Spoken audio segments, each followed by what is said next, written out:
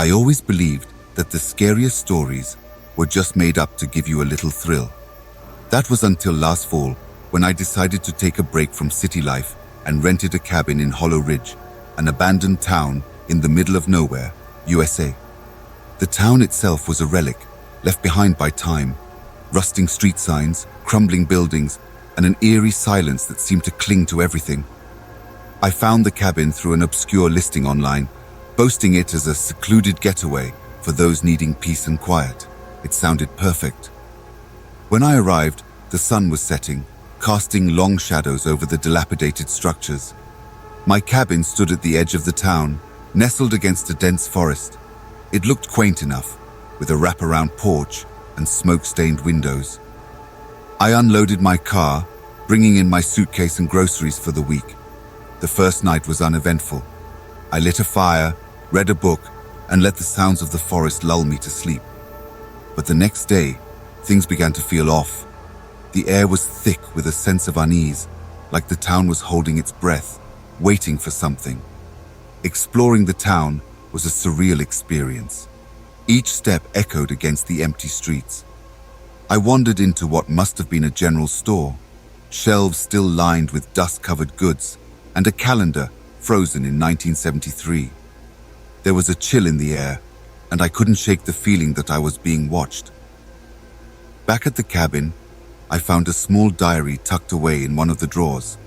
The entries were from a woman named Clara, who had lived there decades ago.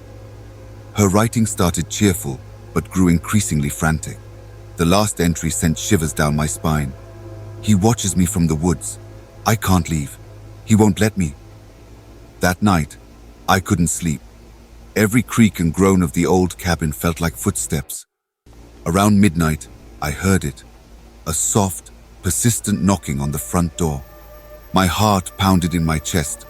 Who could possibly be out here? Gathering my courage, I approached the door and flung it open.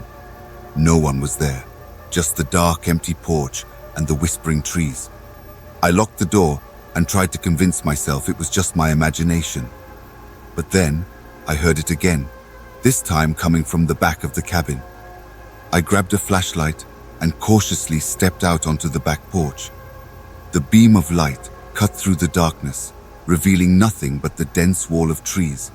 Then, just as I was about to go back inside, I saw it, a figure standing at the edge of the forest, barely visible among the shadows.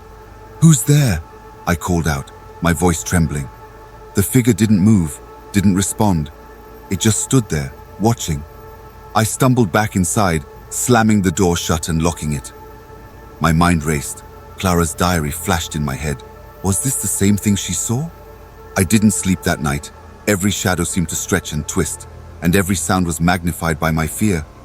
By morning, I was exhausted, but determined to leave. I packed my things hastily and rushed to my car. As I drove away, I glanced in the rearview mirror. The cabin looked the same as when I arrived, but I could feel its sinister secret, the presence that haunted its walls and the town of Hollow Ridge. I never spoke of my experience until now. People would think I was crazy, just another haunted tale from an old, abandoned town. But I know what I saw, and I can still feel the eyes watching me from the shadows, even now, far from that lonely cabin. The thumping stopped. In the suffocating silence, I could hear ragged breaths, close, hot, right beside me.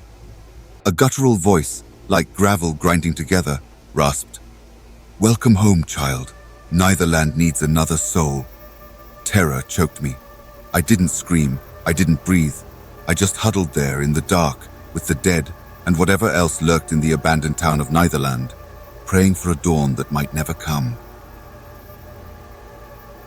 The GPS died right as the last sliver of sun dipped below the jagged peaks. "Welcome to Blackberry Creek," it chirped uselessly before going dark. Great.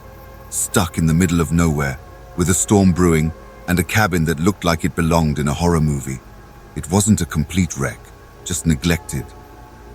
Peeling paint clung to the porch like ghosts, and a single boarded-up window gaped like a vacant eye socket. But it was shelter, and that's all I cared about.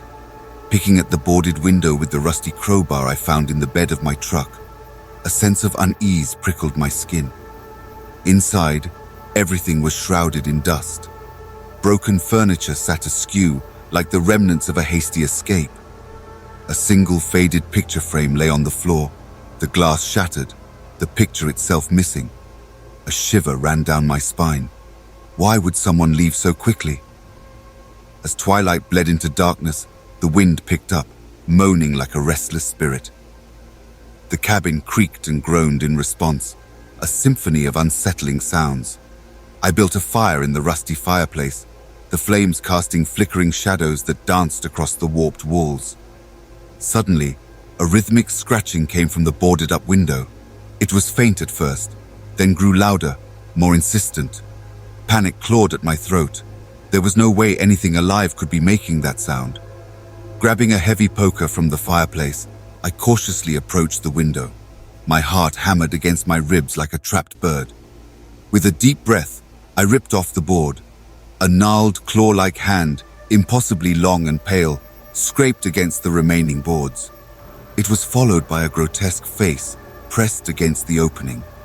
Eyes glowing an unnatural green in the firelight. A raspy voice like nails on a chalkboard hissed, "You shouldn't be here." I stumbled back, the poker clattering to the floor. The creature's face contorted into a horrifying grin, revealing rows of needle-sharp teeth. The scratching intensified, the boards groaning under the assault. I knew then I wouldn't see dawn. Trapped in this cabin, with a monster on the other side of a flimsy barrier, I was just another unfortunate soul, swallowed by the secrets of this abandoned town. Neither land had a way of sucking the life out of a place. One minute, it was a bustling mining town. Next, a ghost town. Now, it was just me, the wind, and the creaking of the rusted swing set in the overgrown schoolyard. Perfect for a little solitude, I thought. Big mistake. The cabin I snagged was on the outskirts, a lonely silhouette against the dying orange of the sunset. Inside, dust motes danced in the single shaft of light from my headlamp. Cobwebs, thick as yarn, hung from the rafters like macabre party decorations. The whole place smelled of damp earth and something older. The only sound besides the wind was the rhythmic thump, thump, thump from the floorboards above, like someone walking. But this cabin was single-story. A shiver skittered down my spine. Maybe an animal got in, a raccoon, a possum, but the thumps were too heavy, too deliberate. Nightfall slammed down like a fist. The wind howled outside, rattling the boarded-up windows. The fire I coaxed to life in the rusty stove cast dancing shadows that flickered with every creak and groan of the cabin. I kept the headlamp on, a feeble beacon against the encroaching darkness. The thumping started again, louder this time, directly above my head. My heart hammered a frantic rhythm against my ribs. Grabbing a rusty poker from the fireplace, I cautiously climbed the rickety stairs. The attic was shrouded in an inky blackness. The headlamp beam did little to pierce the gloom.